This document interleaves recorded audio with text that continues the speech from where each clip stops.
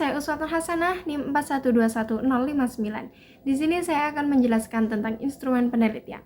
Menurut Edtech Insight tahun 2020 menyebutkan bahwa instrumen penelitian adalah alat yang digunakan peneliti untuk memperoleh, mengukur, dan menganalisis data dari subjek atau sampel mengenai topik atau masalah yang ditelitinya.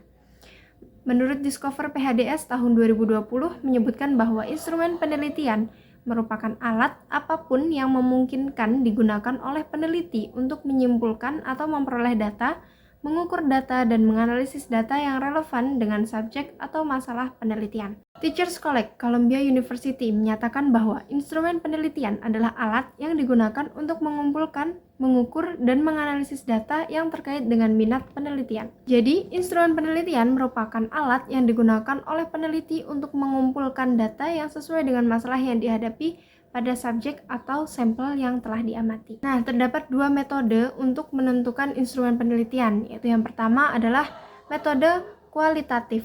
Nah, dalam metode ini, peneliti akan mengumpulkan data dengan cara bertanya, meminta ataupun mendengarkan dan mengambil informasi dari narasumber tersebut. Peneliti juga bisa meminta bantuan kepada orang lain untuk mengumpulkan data yang disebut dengan pewawancara. Metode penelitian yang kedua adalah metode kuantitatif. Dalam penelitian kuantitatif, alat pengumpulan data mengacu pada satu hal yang digunakan peneliti untuk mengumpulkan data. Biasanya kita sebut dengan kuesioner. Bentuk-bentuk dari instrumen penelitian yang pertama adalah instrumen tes. Tes dapat berupa rentetan pertanyaan, lembar kerja, atau sejenisnya yang dapat digunakan untuk mengukur pengetahuan, keterampilan, bakat, dan juga kemampuan dari subjek penelitian. Lembar instrumen berupa tes ini berisi soal-soal yang terdiri atas butir-butir soal. Setiap butir soal tersebut akan mewakili satu jenis variabel yang akan diukur. Contohnya adalah tes prestasi yang digunakan untuk mengetahui pencapaian seseorang setelah dia memperoleh sesuatu. Biasanya kita gunakan untuk ujian atau tes seleksi untuk mengikuti suatu kegiatan. Yang kedua adalah instrumen interview, suatu bentuk dialog yang dilakukan oleh peneliti untuk memperoleh informasi dari responden kita namakan dengan interview. Instrumennya dinamakan pedoman wawancara atau interview good. Dalam pelaksanaannya, interview dapat dilakukan secara terstruktur dan tidak terstruktur atau bebas. Selanjutnya adalah instrumen observasi. Observasi adalah kegiatan pengamatan pada sebuah objek secara langsung dan detail untuk mendapatkan informasi yang benar-benar terkait dengan objek tersebut. Observasi dalam sebuah penelitian dapat diartikan sebagai pemusatan perhatian terhadap suatu objek dengan melibatkan seluruh indera untuk mendapatkan data. Contohnya dari observasi itu sangat banyak sekali dan sering kita jumpai di kehidupan sehari-hari. Selanjutnya adalah instrumen kuesioner. Kuesioner atau sering disebut dengan angket adalah metode pengumpulan data yang dilakukan dengan cara memberi atau mengajukan seperangkat pertanyaan atau pernyataan tertulis kepada para responden. Kuesioner adalah teknik pengumpulan data dengan memberikan beberapa pertanyaan untuk diisi oleh responden yang selanjutnya dianalisis sehingga memperoleh informasi. Jenis pertanyaan yang dicantumkan dalam sebuah kuesioner berhubungan dengan 3 hal berikut ini. Yang pertama adalah pertanyaan pendapat atau opini yang berkaitan dengan perasaan dan sikap responden terhadap suatu hal. Pertanyaan yang kedua adalah pertanyaan tentang fakta, yaitu menyangkut data yang sesungguhnya yang nyata dari seorang responden. Yang ketiga adalah pertanyaan tentang persepsi diri, yaitu menyangkut bagaimana cara responden menilai sesuatu tentang perilakunya sendiri, yaitu dalam berhubungan dengan orang lain ataupun dengan lingkungan sekitarnya. Ada beberapa jenis pertanyaan juga untuk kuesioner. Yang pertama adalah pertanyaan terbuka.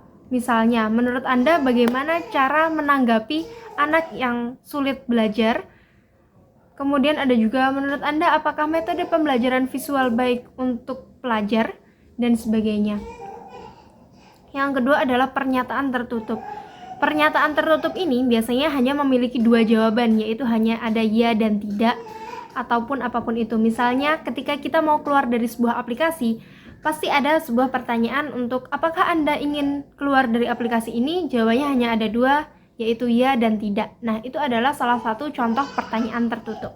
Nah, sekarang kita akan praktek untuk membuat Google Form secara langsung. Di sini klik panah atau tambah baru Google Formulir, kemudian ada formulir kosong. Nah, di sini untuk mengisikan judulnya, misalkan untuk pendaftaran webinar. Nah, ini deskripsinya, misalkan saya buat untuk tanggal pelaksanaannya.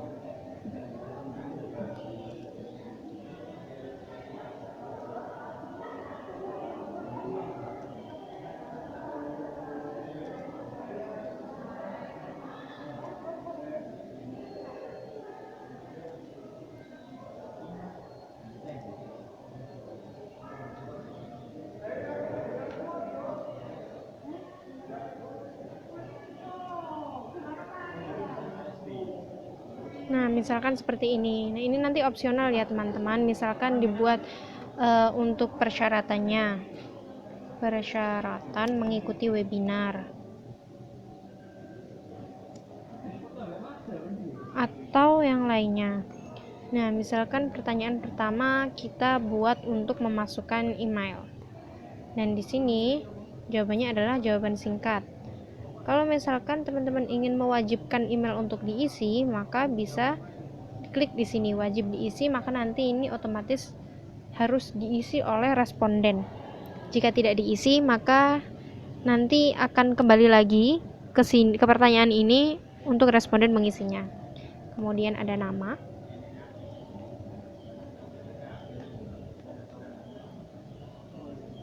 Ini juga misalkan wajib diisi ya. Kalau misalkan semua dalam formulir itu dibuat untuk wajib diisi juga boleh. Kalau misalkan semuanya tidak wajib diisi juga boleh. Misalkan pertanyaan tersebut mengandung pertanyaan yang privat, itu bisa banget. Kita coba buat untuk pertanyaan tertutup ya.